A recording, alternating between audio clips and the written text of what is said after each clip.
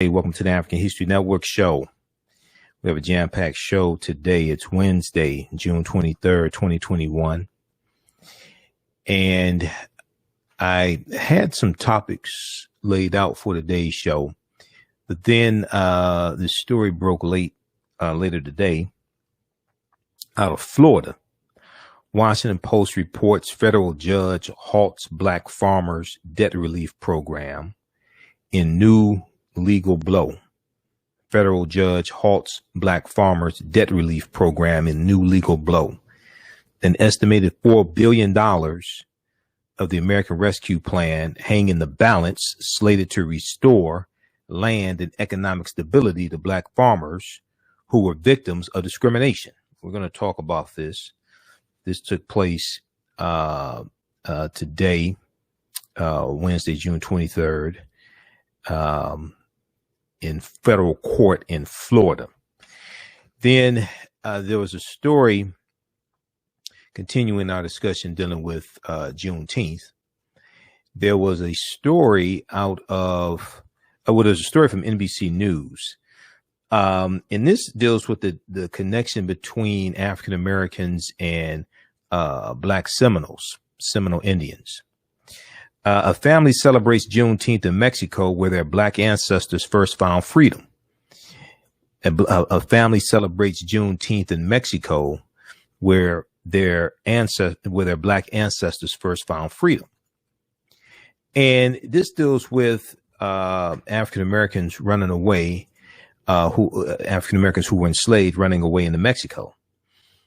Celebrating Juneteenth in Texas as well. Rather than staying at home in Texas where Juneteenth was first celebrated, Karina Taralba Harrington goes to her birthplace, Nacimiento de los Negros in Mexico, where her ancestors built a community long before slavery fully ended in the United States. So we're going to talk about this also on today's show.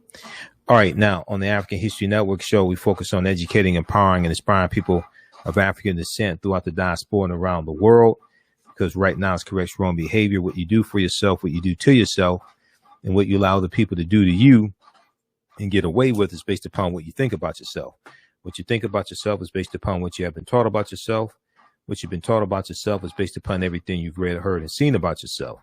So when you control the radius of a man or woman's thoughts, you can control the circumference of his or her actions, because the mind can't do or teach what it doesn't know.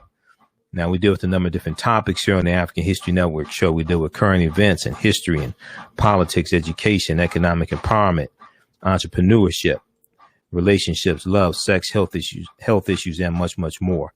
Sign up for our email newsletter. Text the word Kemet, K-E-M-E-T, to 22828 to sign up for our email newsletter. Text the word Kemet, K-E-M-E-T, to 22828 to sign up for our email newsletter, or visit our website, AfricanHistoryNetwork.com, AfricanHistoryNetwork.com. We have a new online course starting up Sunday. It's Sunday, July 4th.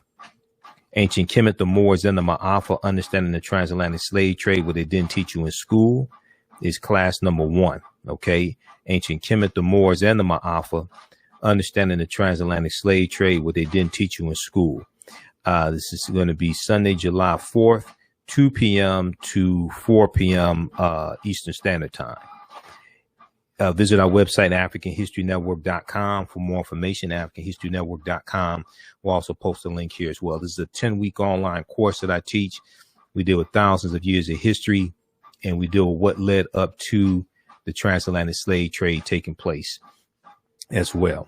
Okay, so I want to jump into this first topic here, dealing with the African American farmers. And you can support the African History Network, $, the AHN show through Cash App, $, the AHN show through Cash App, or through PayPal, paypal.me/the AHN show. Okay. We're here 6 days a week. Definitely need your support. This helps us keep doing the research, stay on the air, keep broadcasting, the show, etc. So I saw this story. I got the email about this from Washington Post. Federal judge halts black farmers debt relief program. Now, we know African American farmers can't get a break. We know there was $4 billion in debt relief for African American farmers and Hispanic farmers, Asian American farmers in the $1.9 trillion American Rescue Plan that no Republicans voted for, even though many Republicans are back in their districts touting the benefits of the American Rescue Plan. No Republicans in the House of Representatives or the U.S. Senate voted for this bill.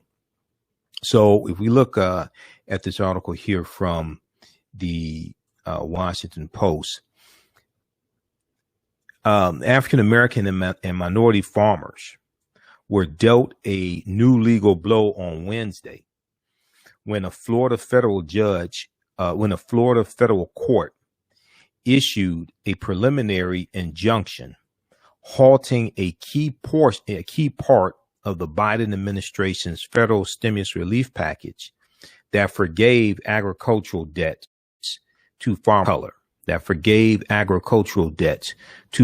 of color. Now, keep in mind, Republicans weren't offering anything like this, and you had Republicans who attacked this. Lindsey Graham said systemic racism doesn't exist. Senator Lindsey Graham of South Carolina, who's not doing anything for the 6,000 African American farmers in South Carolina, he attacked this. He said it was reparations. He said it was reverse racism. He was on Fox News. You've had Republicans attacking this $4 billion in debt relief to address decades of discrimination against African American farmers from the U.S. Department of Agriculture and the U.S. government. Now, they didn't offer any remedy for what happened in the past. They don't want to even deal with that. OK, and at the same time, it's also important to remember, and we've talked about this here on this show before, white farmers got almost $26 billion in COVID-19 relief payments from the Trump administration. If we go back and look at the article from March 25th, 2021 from the Washington Post, it was an interview with the Secretary of Agriculture, Tom Vilsack, who was sworn in a couple months ago, confirmed by the U.S. Senate. Agriculture Secretary Tom Vilsack says only 0.1% of Trump administration's COVID farm relief went to black farmers. Okay, so Tom Vilsack, who's also the Secretary of Agriculture under the Obama administration, he said that a tiny fraction of Trump administration's COVID-19 relief for American farmers, just 0.1% of the overall package went to black farmers, according to Agriculture Secretary Tom Vilsack. Now, Tom Vilsack said of those who identified their race or ethnicity, black farmers received only $20.8 million. Only $20.8 million, only $20.8 million of nearly $26 billion in 2 rounds of payments under the Coronavirus Food Assistance Program announced by the Trump administration in April of 2020. He said, quote, all 99% of the money going to white farmers and 1% going to socially disadvantaged farmers. And if you break that down to how much went to black farmers, it's 0.1%. It's 0.1%. OK, he said, look at it another way. The top 10% of farmers in the country receive 60% of the value of the COVID-19 payments, and the bottom 10% receive 0.26%, a little more than 0.25%. OK, so now you have white farmers after they got $26 billion in 2020 alone from the Trump administration, almost $26 billion. Now they're crying because of what's in the COVID-19, what's in the American Rescue Plan to address systemic racism against African American farmers. Okay, when these white farmers got almost $26 billion in 2020 alone, they weren't talking about discrimination against African American farmers. They weren't filing lawsuits and things like this. But now all of a sudden it's a problem when we deal with $4 billion in debt relief to deal with decades of discrimination against African-American farmers. African-American farmers have lost 92% of their land, okay, over about the past 100 years. They've lost 12 million acres of land. We've gone from 1 million African-American farmers in 1920 to about 45,000 today. Now, U.S. District Judge Marcia Morales Howard halted loan forgiveness payments and debt relief for disadvantaged farmers anywhere in the United States, according to the Middle District Court of Florida ruling. The lawsuit was filed by white farmer Scott Wynn of Jennings, Florida. So these white farmers crying these crocodile tears. Now, they were silent when they got almost 26 billion in 2020. They weren't talking about discrimination against African American farmers. Now all of a sudden they want to cry crocodile tears. The lawsuit was filed by white farmer Scott Wynn of Jennings, Florida, who also has farm loans and has faced financial hardship during the pandemic. He said the debt relief program discriminates against him by race. Where were these white farmers when they got 99% of the money in 2020, and African American farmers got 1/10 of 1%? Where were these white farmers talking about discrimination then? Where was Lindsey Graham? Where were all these white Republicans in 2020 when white farmers were getting money from the white nationalist party, the GOP, and the trade-in chief Benedict Donald? We'll deal with this on the other side of the break. This is an example of how elections have consequences. This is why these Republicans in the white nationalist party have to be voted out of office also. You listen to the African History Network show right here on 910 AM Superstation, the Future Radio. I'm Michael Imhotep. We'll be back in a few minutes. Black on Purpose Television Network. Yes, Black on Purpose Television Network. All black, all positive, all the time. The largest black-owned streaming television network in the world, bringing our people together worldwide, controlling our messages, our stories, our way. Black TV the way it should be. Black music, Black history, and more. 30 plus channels, thousands of shows. Black on Purpose Television Network. Subscribe now.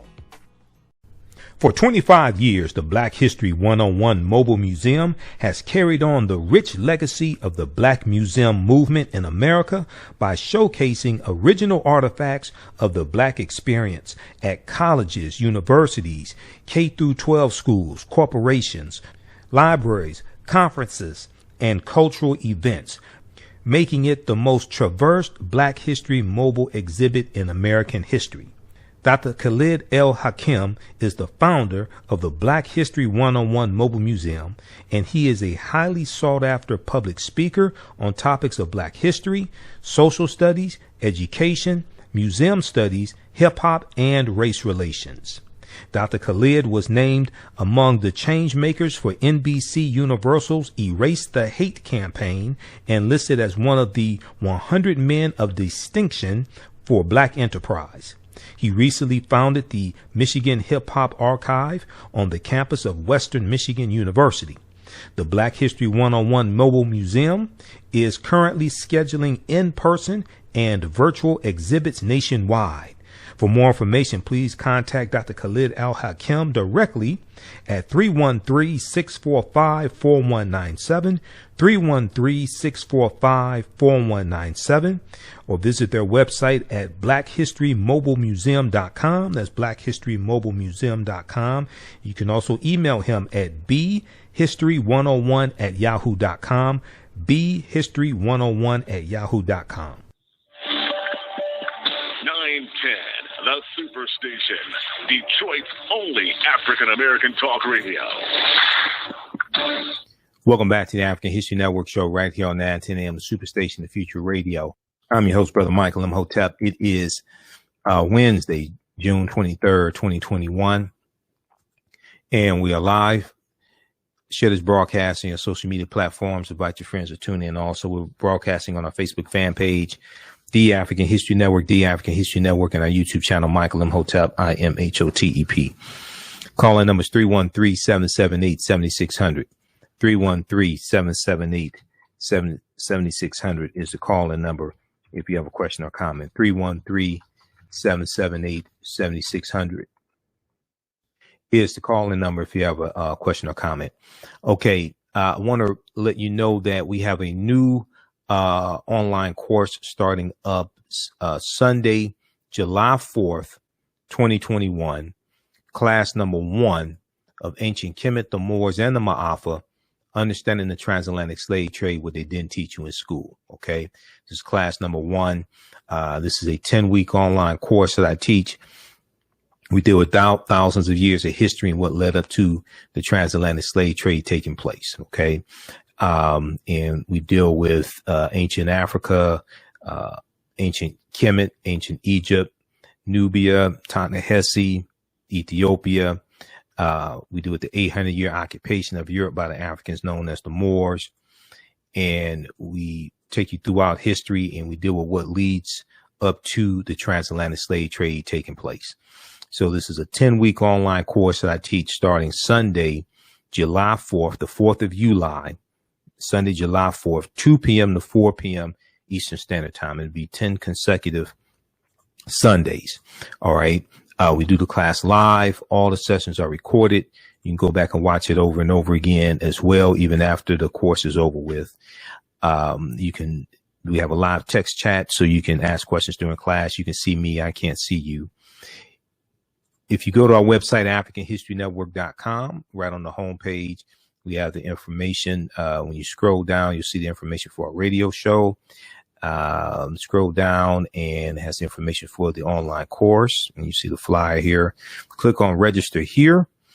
It'll take you to the next page and click on enroll. Class is regularly $130, on sale $80. As soon as you register, you can start watching content. As soon as you register, you can start watching content. Okay.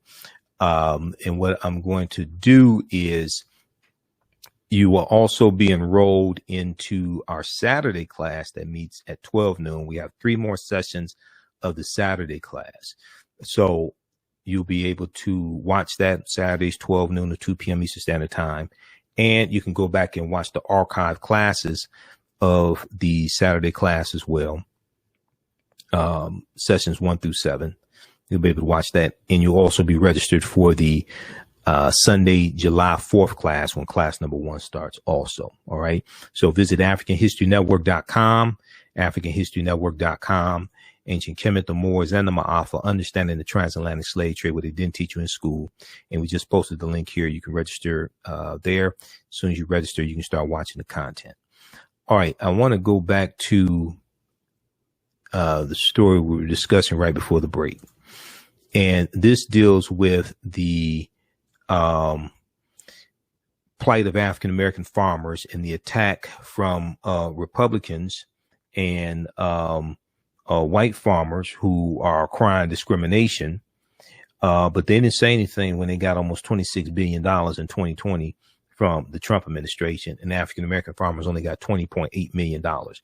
They weren't crying discrimination then. I can't figure this out. I'm not sure why. I don't quite understand this. But so there was a lawsuit filed in Florida by a white farmer named Scott Wynn, W-Y-N-N, of Jennings, Florida, who also has farm loans and has faced financial hardship during the pandemic. He said the debt relief program for African-American farmers to deal with historic racism and systemic racism, things like this, that Senator Lindsey Graham said systemic racism doesn't exist. Governor Ron DeSantis of Florida says systemic racism doesn't exist. All right. And at the same time, they're not advocating any programs that are beneficial in general to African Americans. This was in the $1.9 trillion American Rescue Plan that no Republicans voted for in the House of Representatives or the U.S. Senate. And this debt relief for African American farmers, this was put in here by Senator Raphael Warnock of Georgia and Senator Cory Booker of New Jersey. White farmer Scott Wynn said the debt relief program discriminates against him by race. Now, U.S. District Judge Marcia Morales Howard halted loan forgiveness payments and debt relief for disadvantaged farmers anywhere in the United States, according to the Middle District Court of Florida ruling. Now, Judge Marcia Morales Howard wrote that in crafting this debt program benefiting farmers based on race, that, quote, Congress also must heed its obligation to do away with governmentally imposed discrimination based on race, based upon race. She added that, quote, it appears that in adopting Section 1005's strict race-based debt relief remedy, Congress moved with great speed to address the history of discrimination, but did not move with great care. Where was all this great? Now, what I want to know is, where were all these people talking about discrimination when white farmers got $26 billion in 2020 from the Trump administration? This is what I don't understand. The white farmers filing lawsuits right now. Where were they when African American farmers only got $20.8 million in 2020 from the Trump administration? Yet Howard also made clear that the Agriculture Department could continue to prepare to deliver the debt relief until the program is found to be constitutionally permissible.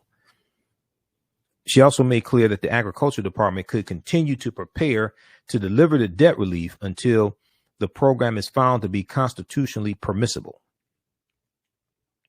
The debt forgiveness program is part of President Joe Biden's American Rescue Plan that none of these traitorous Republicans in the House or the Senate voted for.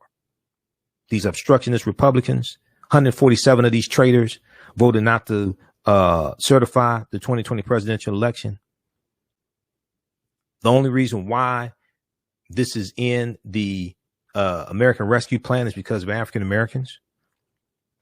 People like Senator Cory Booker and Senator Raphael Warnock.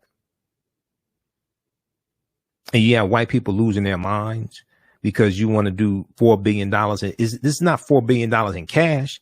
This is in loan forgiveness. But white farmers have been getting preferential treatment from the federal government for decades. The debt forgiveness program is part of President Biden's American Rescue Plan. And from the moment the USDA launched the program, it faced assault in the courts.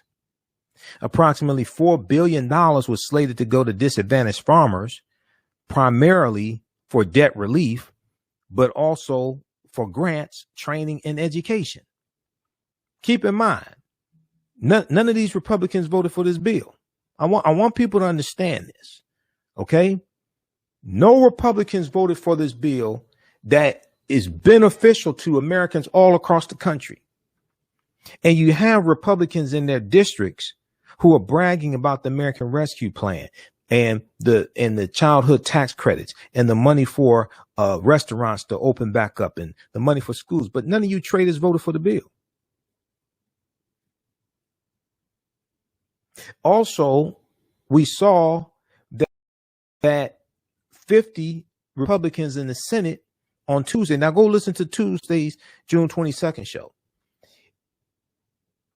Republicans in the Senate, many of them talking about bipartisanship. Republicans in the Senate on Tuesday, June 22nd, voted not to proceed to a debate on the For the People Act. We talked about, go watch the show from Tuesday, June 22nd. The vote that they took in the U.S. Senate was not to pass the For the People Act, the voting rights bill. It was to have a debate on the Senate floor. 50 Republicans voted no to a debate to discuss it. It's like, what are you afraid of? They made Joe Manchin look like a fool because Joe Manchin said, Senator Joe Manchin, West Virginia, okay, Senator 73-year-old white man, Joe Manchin of West Virginia. Joe Manchin said there's 7 Republicans in the Senate who could possibly vote for You say there's seven Republicans who cross over and vote, with the Democrats, things like this. Where were they? All seven voted no. Susan Collins, Lisa Murkowski, Mitt Romney, they all voted no. So it looks like there is some type of agreement on an infrastructure bill, but you got to have the protection of the For the People Act. This is why the filibuster has to go. This is why there were protests, the Moral Mondays, the Poor People's Campaign, Reverend William Barber III, Reverend Jesse Jackson. They were out there in West Virginia today protesting, putting pressure on Senator Joe Manchin. They were arrested.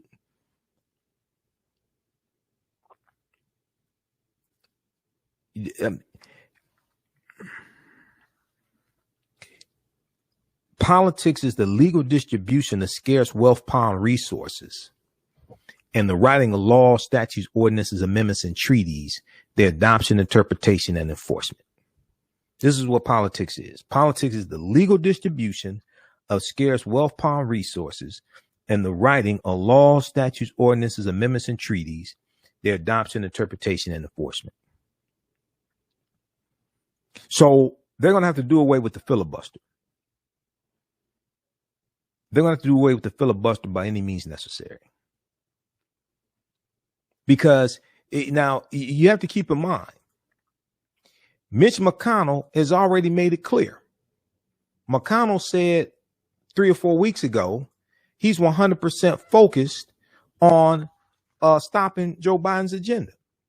Joe Biden's agenda is good for America, including these dumbass Republicans that voted for these dumbass Republicans. It's even good for them. Look at this article here from NBC News. I've got, people talk about receipts. I told you before, I don't need receipts. I'm a cash register. The cash register produces receipts.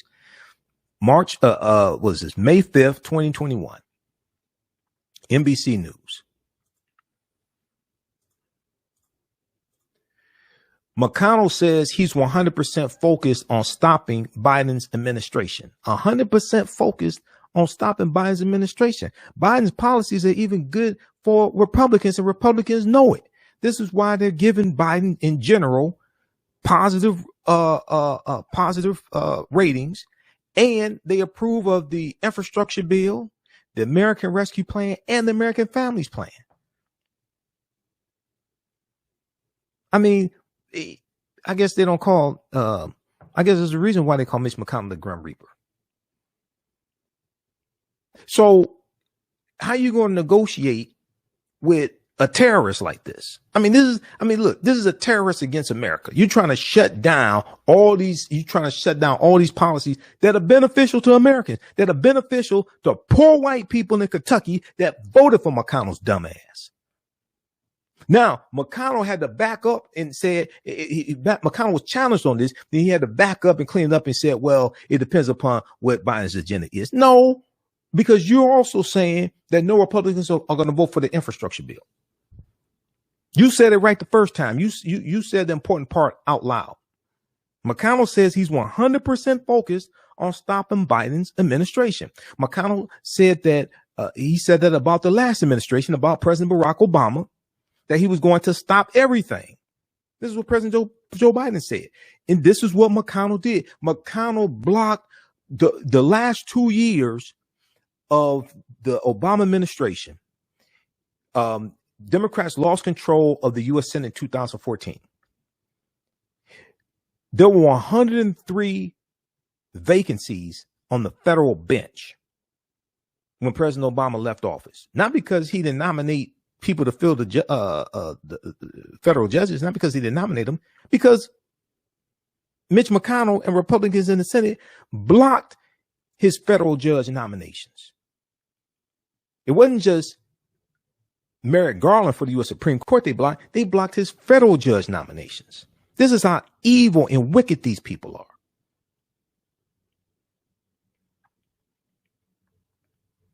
Read the rest of this article. I don't even want to look at this fool. Read the rest of this article here. McConnell says he's 100% focused on stopping Biden's administration. We need to be 100% focused on voting these traitors out of office. Now, McConnell just got reelected in 2020. But these other traitors in the Senate, we need to vote them out of office and make McConnell's life a living hell. It needs to be like 60, 62, 65 Democrats in the Senate. And leave McConnell and then blow up the filibuster and run all these bills through. Okay, run a political train on the Republicans. That's what we need to do. Run a political train on the Republicans. I'm serious. These are some wicked demons right here. They are fighting for raw, naked power. They don't give a damn about the Constitution. Now, all you got to do is go look at what McConnell did with the filibuster to get the judges approved. McConnell set aside the filibuster. McConnell changed the rules for the filibuster to get the federal judges approved. These people are fighting for raw, naked power. They don't care about no Constitution. These are demons. So when you negotiate with demons, you got to have people. You can't send choir boys to negotiate with demons. You got to have people who think like the demon thinks. That's all there is to it. We need people like Bumpy Johnson. See, we need people like we need like gangsters like Bumpy Johnson to deal with these demons. You can't go fight a fair fight with demons. They don't care about rules. All right, let's continue. Let's go back to this article here. So the program was already temporarily on hold due to a separate restraining order in a case by a white farmer in Wisconsin. The program was already temporarily on hold due to a separate restraining order in a case by another white farmer crying crocodile tears in Wisconsin. We've talked about all these lawsuits here, Wisconsin, in Texas, all this stuff, right? However, even if that Wisconsin order is reconsidered or even reversed in July, when a ruling is expected, this new nationwide injunction would still keep the program on hold for some time. The Florida case is considered the first nationwide preliminary injunction, said lawyers for the group Pacific Legal Foundation, which filed a lawsuit in May. Quote, this program is discriminatory because it bases eligibility for loan forgiveness solely on the basis of being a member of a minority group, regardless of your circumstances. Wen Fa, an attorney with Pacific Legal Foundation, said Wednesday, if you're a white farmer, regardless of your circumstances, you are categorically ineligible. No, it's dealing with farmers who historically were discriminated against. They are ignoring 100 years of discrimination against African-American farmers from the federal government in the U.S. Department of Agriculture. A request for comment from the USDA was not immediately returned. The White House referred questions for comment to the U.S. Department of Justice. Now, see, I want all the people running around talking about reparations, we want reparations. And when I asked them, explain to me the process to get reparations, they can't tell you how to get it. It's just like when I was in Atlanta this past week. So I'm asking people, okay, explain to me how many votes does it take to get a bill passed in the House of Representatives? Nobody could tell me. I'm like, who the hell are you listening to? Ask people, explain to me the process. I'm a process-oriented person. I graduated from business school. In business school, we're taught to understand systems. We're taught to understand processes, how to get from point A to point B. It ain't going to happen with a wish. You have to have a plan. You have to have strategy. You have to execute it. Okay. Explain to me, how many votes does it take to get a bill passed in the House of Representatives?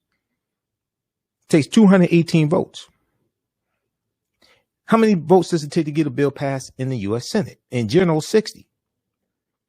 If you can get rid of the filibuster, it'll be a simple majority, 51. At 60 votes, and it's 50 Democrats, if Joe Manchin and Kristen Sinema vote for H.R. 40 or any reparations bill, you do realize you need 10 Republicans to vote for a reparations bill, right? Name me 10 Republicans that are going to vote for reparations. Name me 5. You can't name 2. Because none of them voted for the American Rescue Plan, and it's going to help white people that voted for them. You think they're going to vote for reparations? This is why a lot of this talk about reparations is wishful thinking. And some people are just straight up pimping our people. Okay, I know some of the veterans in the reparations movement. Many of them mean well and have good hearts, and they know it's an uphill battle in the Senate. When I interviewed Cam Howard right here on this show, National Male Co-Chair of Cobra, he said once it passes the House, and he said they're still trying to get the 218 in the House because they're about at 188. He said it's an uphill battle in the Senate. He knows that.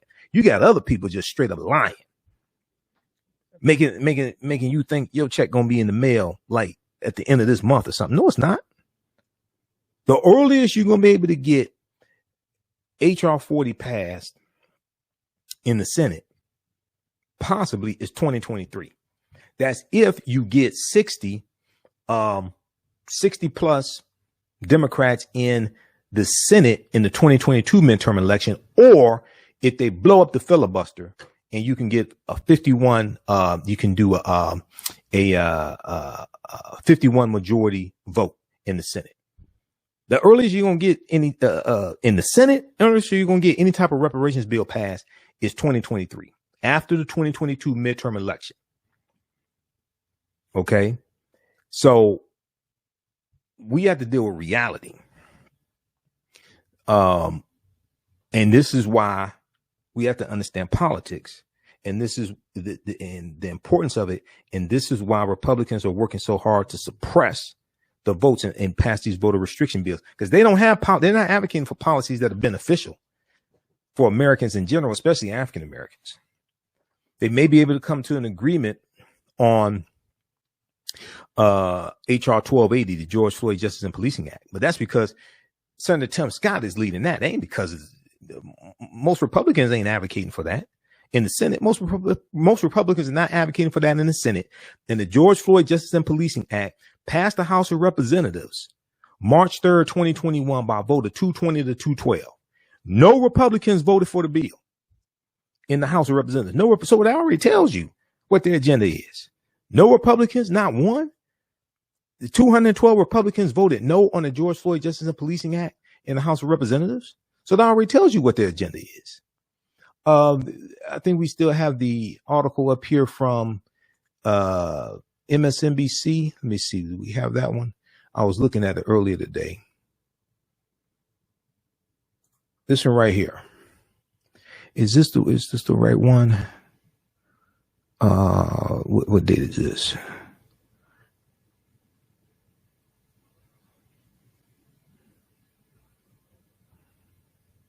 We can flip back and look at this. House passes.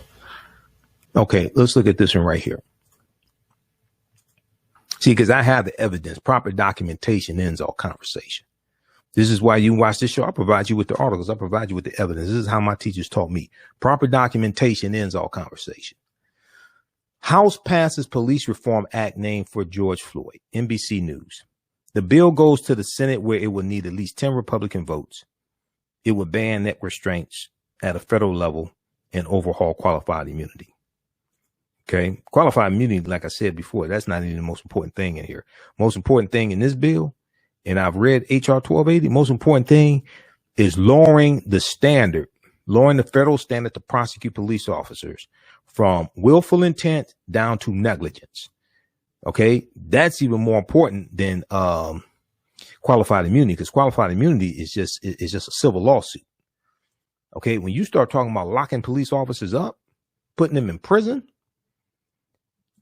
that's even a bigger deterrent. This is from March 3rd, 2021. Okay, look at this. House on Wednesday. The House on Wednesday passed a police reform bill that will ban chokeholds and overhaul qualified immunity protections for officers. The George Floyd Justice and Policing Act, HR 1280, passed 220 to 212. although a Republican representative said he voted yes by mistake and changed the official record to reflect his opposition. No Republicans voted for this bill. Representative Lance Gooden, Republican of Texas, tweeted that he pressed the wrong button and voted for the bill by accident. He put out a tweet and said he was going to correct that. So 212 Republicans voted no in the House on this bill. And you're going to need 10 in the Senate. We'll see. Even if Tim Scott comes in agreement with them, we'll see how many Republicans in the Senate vote for the bill and what form, what they come to an agreement on. Read this one here from NBC News. House passes Police Reform Act named for George Floyd. That passed the House of Representatives March 3rd, 2021. Now let's go back to this one here, and then we're going to squeeze in this other story. And I have to get out of here. I have a lot of work to do. But a White House official pointed out that during the pandemic, socially disadvantaged communities dealt with disproportionately higher share of COVID-19 infection rates, hospitalizations, death, and economic pain. Previous rounds of COVID-19 stimulus to farmers included significant gaps and disparities in the level of assistance, the official said. The American Rescue Plan was intended to address some of the economic damage to socially disadvantaged borrowers. What they're saying is, white farmers, you had a gravy train in the Trump administration, and you ain't say nothing about discrimination then. Okay. Now, all of a sudden, now under the Biden administration, they tried to address systemic racism and a history of systemic racism against non-white farmers. Now you want to cry crocodile tears. That's what the representative is saying. Okay. I'm the anger translator. That's what the representative is saying. Okay. They had to be polite. I don't give a damn. Now, black farmer groups have talked about the money as a form of reparations for African Americans who have suffered a long history of racial oppression. About a quarter of disadvantaged farmers are African American. African American farmers in America have lost more than 12 million acres of farmland over the past century as a result of what agricultural experts and advocates for African American farmers say is a combination of systemic racism, biased government policy, and social and business practices that have denied Black Americans equitable access to markets. Now, where were the white farmers then? Black farmers' lives don't matter. Where were the white farmers then? Where were all these groups filing lawsuits on behalf of white farmers? Where were they then when we were losing 12 million acres of land? All right, read the rest of this. I'm tired of this. Read the rest of this article. This is some fraganacle bull. The federal judge halts black farmers' debt relief program in new legal blow. This is from June 23rd, 2021, Washington Post. You're going to hear more about this. Hopefully Roland Martin will interview John Boyd Jr. of the Black Farmers Union on tomorrow's show. We'll share that interview on tomorrow's show if Roland interviews him. Okay. All right, let's go to this other story. So we talked about Juneteenth a lot. You know, I have my 2021 Juneteenth lecture available at AfricanHistoryNetwork.com as well. Okay. A family celebrates Juneteenth in Mexico where their black ancestors first found freedom. So this ties into the history of African Americans running into Mexico because Mexico was free territory after about 1828, 1829. Okay. During slavery, this was the Southern Underground Railroad. We've talked about that here before as well. A family celebrates Juneteenth in Mexico where their black ancestors first found freedom. Karina Taraba Harrington, who is Mexican American, is a descendant of Black Seminoles, formerly enslaved blacks who lived among Native Americans in Florida before going to Mexico. This is a deep, deep history. Juneteenth, people, as I explained before, Juneteenth connects us to so much history, and America must have a massive history lesson. The Juneteenth federal holiday is all these articles, hundreds of articles being written. It's forcing a conversation about a history that Republicans are passing bills to suppress the teaching of this history. Rather than staying at home in Texas, and we're going to go to clip, one in just a second here, Shakita, from NBC News Now. We're going to go to this clip in just a second. So cue it up.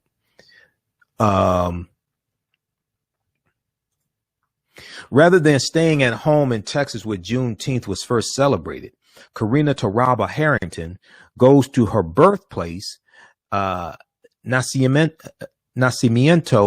de los Negros in Mexico, where her ancestors built a community long before slavery fully ended in the United States. Celebrating Juneteenth in Texas as the celebrating Juneteenth in Texas as the day when Union General Gordon Granger declared slaves had been freed is, quote, not our celebration, really, because our people freed themselves. Our people freed themselves, she said, referring to her Black Seminole ancestors known as Negros Mascagos in Mexico. Negro is the word for black in Spanish. So negro in Spanish, it can be Spanish or Portuguese. It can mean black or a black thing. It can mean black or a black thing. Now, they found freedom more than a decade before the Emancipation Proclamation or the 13th Amendment, because the Emancipation Proclamation did not free the enslaved Africans. And before Major General Gordon Granger enforced it in Texas on June 19th, 1865. Our celebration is a commemoration to all people who were free on that day. Taraba said. Now, in her Mexican hometown, June 19th is El Baile, B-A-I-L-E, El Baile de los Negros, the dance of the blacks, or El Dia de Negro, the day of the blacks, she said. Like Taraba and her extended family, many Americans and Mexicans trace their heritage to enslaved African people whose quest to be free forced them to journey to what is now Florida, where they lived among Seminole Native Americans, Seminole Indians, and sometimes intermarried, later going to where? Oklahoma, and finally to Mexico. And there's Seminole Indians. You have Creek Indians in Oklahoma, but Seminole, Choctaw, Chickasaw, Cherokee, all those in Oklahoma. We're out of time here on 910 AM Superstation WFDF. Those watching on our Facebook fan page, The African History Network, and our YouTube channel, Michael Imhotep. Keep watching. Right now, it's correct wrong behavior. It's not over till we win Wakanda forever. We'll talk to you tomorrow. Peace. Stand by. All right.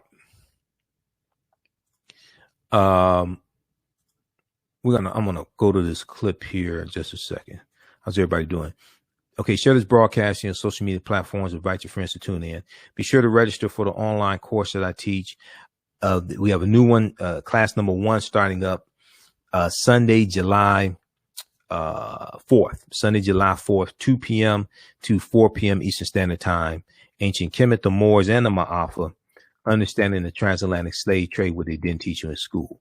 Ancient Kemet, the Moors, and the Ma'afa. Understanding the transatlantic slave trade, what they didn't teach you in school. This is a 10-week online course that I teach. We deal with thousands of years of history and what led up to the transatlantic slave trade taking place. Class number 1 starts up Sunday, July 4th. Okay. Now, as soon as you register, you'll be able to you'll be able to watch content that we already have. We're going to enroll you in our Saturday course also, that meets at 12 noon on Saturdays. We have like 3 more classes left. So you'll be able to watch classes 1 through 7 as soon as you register. They're already archived of the Saturday class. And you'll be registered for the Sunday course that starts up Sunday, July 1st, 2 p.m. Eastern Standard Time with class number 1. All right, I want to go to this clip here. Let's see. And you can also register at our website, AfricanHistoryNetwork.com. I want to go to this clip here from NBC News Now. So this history ties into Native Americans, it ties into Mexico, Oklahoma. All this history is connected. Okay. All this history is connected.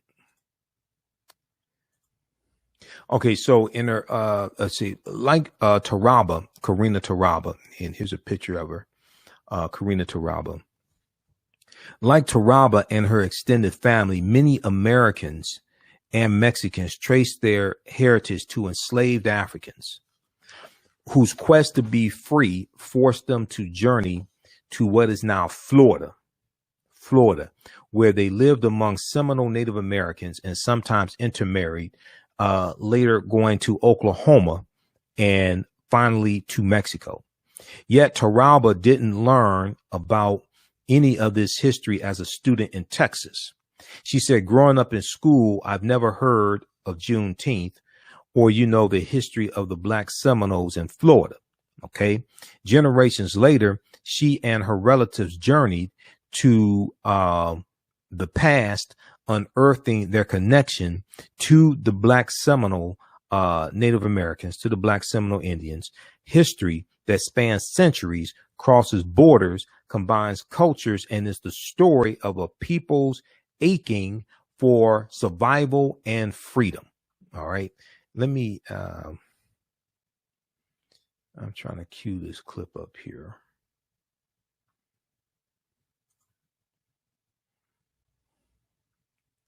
All right, let's go to this clip.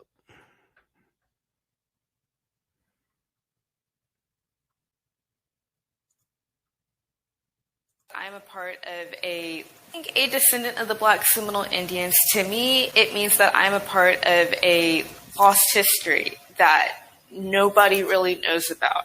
Even growing up in school, nobody knew about the Black Seminole Indians. I remember reading in my U.S. history textbook, you had a short little paragraph that was about this long that talked a short, brief description about the Black Seminole Indians. Of course, how they all started, from going from Florida to Oklahoma, but they didn't really mention the part about some of them going down to Mexico. We know that there was a lot of suffering, on their journey to Mexico. We know that they probably lost a lot of people, kids, women, children on their journey over there. So it's also, that's a sad part about it too. Songs that our ancestors, the Seminoles, that they brought with them from Florida all the way to Mexico, and that they would sing traditional songs of our ancestors would sing. Our Father, who art in heaven, our Father, hallowed be thy name. We knew that my grandfather on my mom and my dad's side, they were both Black Seminoles. So we knew that they were both Black, but that's all we knew. My grandmother and my great uncle, they both would speak the Seminole language. My great uncle, he was the one that spoke it most. My uncle, he would always say, Hannah, where the going? Where the going, Hannah? And I was like, I said, Daddy, what's he saying? He's always asking you, where are you going? Hannah, the going. And then I said, Hannah, no. I was like, I don't know. One of our cousins, Bertha Benson, had did a YouTube video for Siska. And it was talking about how the Seminole language was a lost language. When I saw her piece, that touched my heart. Because my grandma spoke that, my great uncle spoke that. I grew up with them speaking that. And I didn't want that language to be lost. Because that's part of my history, that's part of my family. Now that I've gotten older and realized what Juneteenth is about, I think of it as like my ancestors freed themselves from slavery, because of course here in the United States you have people who will celebrate it, but they kind of go more about it on like the more African American side. Nobody really knows about the Mexican side of it. And so whenever I would, tell people, oh yeah, I celebrate Juneteenth and all that, they're like, well yeah, I celebrate that too. But I'm like, no, like I go to Mexico and I celebrate that. And so it would kind of get them confused, like, wait, what? And so with, of course, this being in Mexico, it's unknown. Nobody knows about this side of the history. The history that we learned, you know, a lot of it, we know that it's not even true history. So that's why my cousin and I, we're trying to talk to people and teach people, because it's always been that way anyway. Being a descendant of the Black Seminole Indians, it means so much to me. It means that for one, I am also a unique individual that comes from such a rich history that is so unknown. All right. That is a clip from NBC News, and that deals with a little known piece of history. You've heard me talk about it here before, and the connection between African Americans and Native Americans. You've heard me talk about the Southern Underground Railroad. There's an article from history.com, official website of the History Channel, that deals with the little known Underground Railroad that ran south. The little known Underground Railroad that ran south to Mexico. So all of this history is connected. Okay. This is from January 29th, 2021. The little known Underground Railroad that ran south to Mexico. Unlike the northern free states, Mexico did not agree to return people who had fled slavery, because Mexico was free territory. Okay. Mexico was free territory. Now, the Underground Railroad ran south as well as north for enslaved people in Texas. Refuge in Canada must have seemed impossibly far away. Fortunately, slavery was also illegal in Mexico.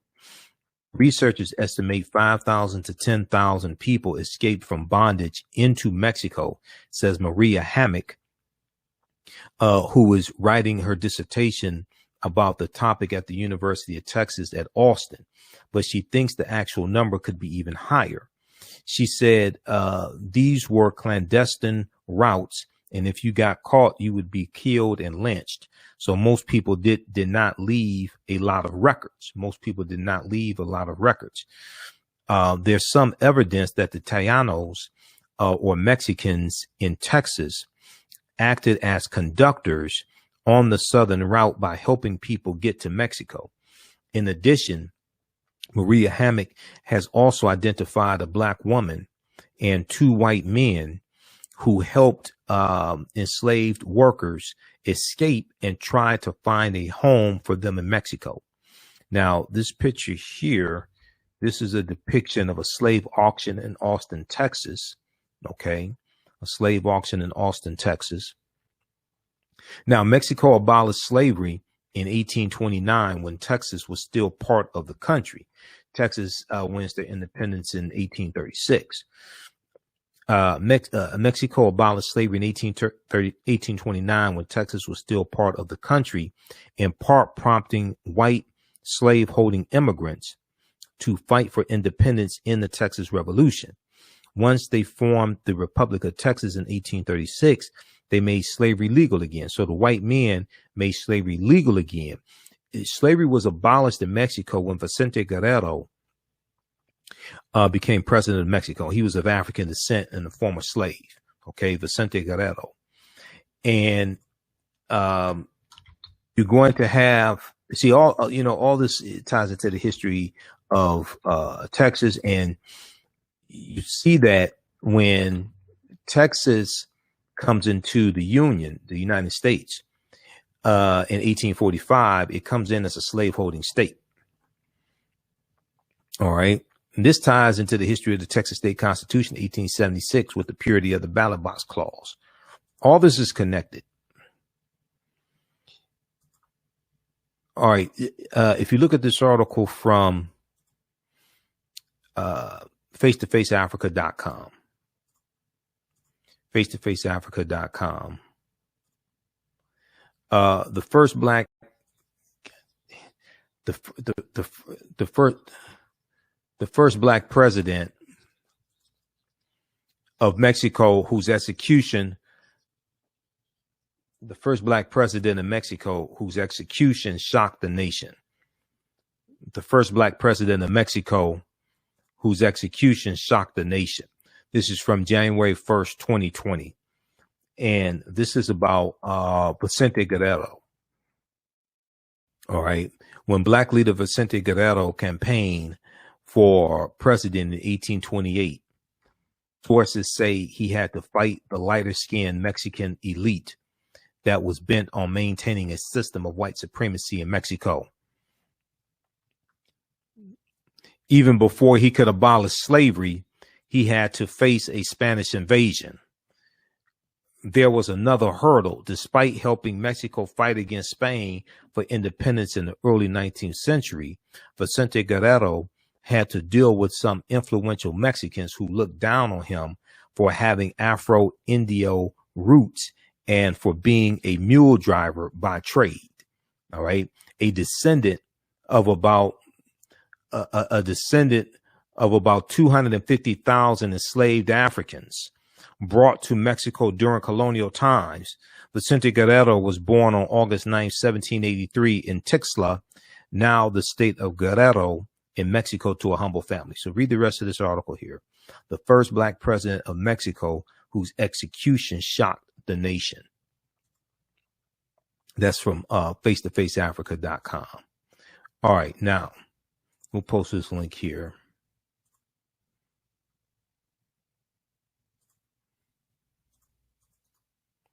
Okay, let's continue quickly. So you have the Southern Underground Railroad that runs into Mexico. Once they formed the Republic of Texas in 1836, they made slavery legal again, and it continued to be legal when Texas joined the U.S. as a state in 1845. Enslaved people in Texas were aware that there was a country to the south where they could find different levels of freedom. Though indentured debt servitude existed in Mexico, it was not the same as chattel slavery. Maria Hammock has discovered one runaway named Tom, who had been enslaved by Sam Houston. Now, Sam Houston was a president of the Republic of Texas who had fought in the Texas Revolution. Once Tom got across the border, he joined the Mexican military that Sam Houston had fought against. Now, fugitive enslaved people got to Mexico in many different ways. Some went on foot while others rode horses. Some went on foot while others rode horses or snuck aboard ferries bound for Mexican parts. Stories spread about enslaved people who crossed the Rio Grande River, dividing Texas from Mexico by floating on bales of cotton, And several Texas newspapers reported in July 1863 that 3 enslaved people had escaped this way. Even if this wasn't logistically possible, the imagery of floating to freedom on a symbol of slavery was strong. So read the rest of this article here. The little known Underground Railroad that ran south to Mexico. All right. So, and then read the rest of the article here from NBC News also.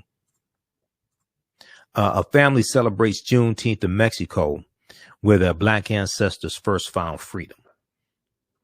And this is from June 19th, 2021.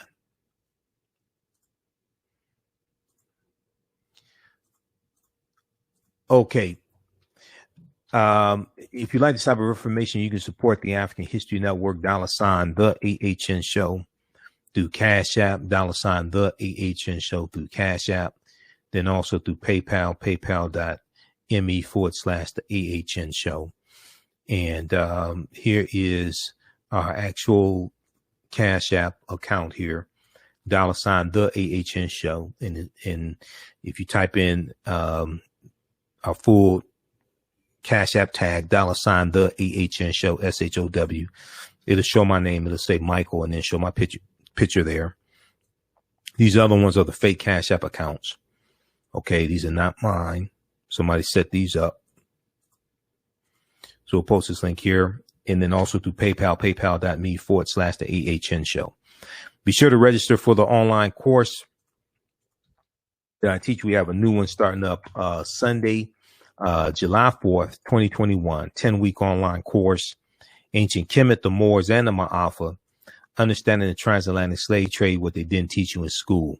Ancient Kemet, the Moors, and the Ma'afa.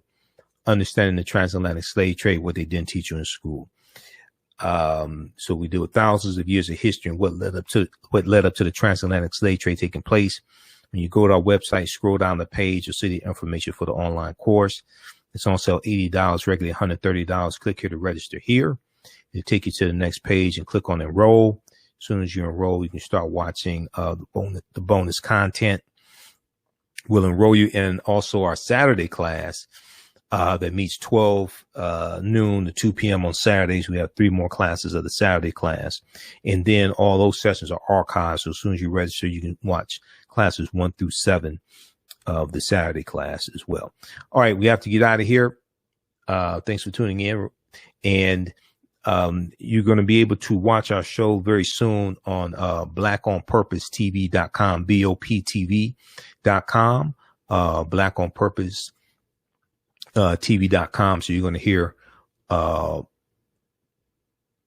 to hear more about that also. Black on Purpose Television Network.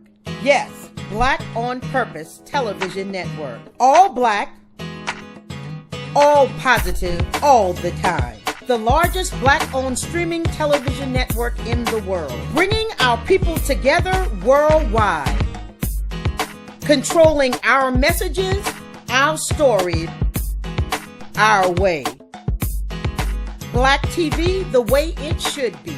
Black music, black history, and more. 30+ channels, thousands of shows. Black on Purpose Television Network. Subscribe now. Hi, I'm Joel Wilson, President and CEO of JCW Computer Consulting LLC, a technology implementation firm with over 20 years of satisfying customers. We offer a full spectrum of industry top-tier branded services. We are an authorized partner or reseller for Lenovo, Zoom, T-Mobile, Microsoft 365 and Surface tablets, Google Workspace, Acer, Asus, Samsung, PCmatic security software, and many more.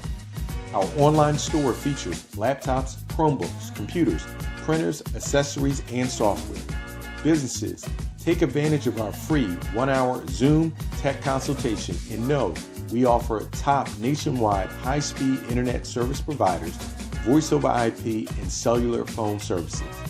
Home users, don't miss our current in-stock Chromebook inventory.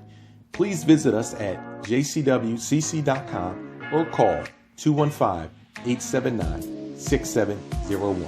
Gain knowledge in minutes from insightful summaries of progressive and socially conscious books. Blacklisted gives you access to curated content that'll satisfy your curiosity to learn and understand different perspectives. Empower yourself through inspirational and actionable ideas. It's easy to read or listen to on the go. Blacklisted. Empower yourself. Start your free trial today. All right. Visit BOPTV.com, BOPTV.com, Black on Purpose, TV.com. And you can sign up there. They have all types of content, all types of positive content for African Americans. All right. Remember, right now is corrects wrong behavior. It's not over till we win. Wakanda forever. And we'll talk to you tomorrow. Peace. We all know the cannabis industry is headed toward an uprise in the past decade. What happens when there is a brand that brings this uprise in a blow? The cannabis industry welcomes her uprise. Hustle her hemp. Delivering excellence with pride is her watchword, and how you choose to embrace it makes it a priority. From cultivating rich cannabis into exquisite and tastefully finished CBD products to delivery, Hustle Her Hemp leaves no stone unturned. Hustle Her Hemp's mission is to empower women of color by building business and creating legacies, uniting beauty, health, and business. We are a pure definition of how we want the CBD industry to become in the future. While we are redefining innovation, we bring the same energy to improving the quality of life. Hustle Her Hemp is the new uprise.